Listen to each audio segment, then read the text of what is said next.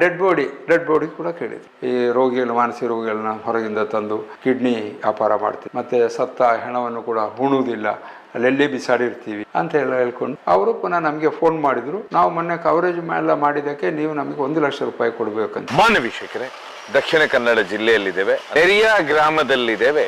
ಇಲ್ಲಿ ಒಂದು ಸಿಯೋನ್ ಮನೋರೋಗ ಆಸ್ಪತ್ರೆ ಇದೆ ಅಂತ ಹೇಳಿದ್ರೆ, ಮನೋರೋಗಿಗಳು, ನೀವು ಅಲ್ಲೊಂದು ಬೋರ್ಡ್ ನೋಡ್ತಾ ಇದ್ದೀರಾ, ಸಿಯೋನ್ ಮನೋರೋಗ ಆಸ್ಪತ್ರೆ ಇದೆ.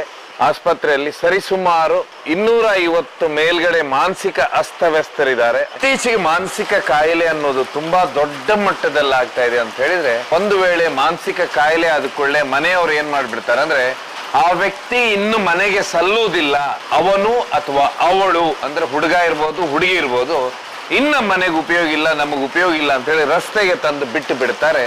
ಯಾಕಂತ ಹೇಳಿದ್ರೆ ಇವತ್ತು ಅತಿ ಹೆಚ್ಚು ಜನ ಮಾನಸಿಕ ಕಾಯಿಲೆಗೆ ತುತ್ತಾಗ್ತಾ ಇದ್ದಾರೆ.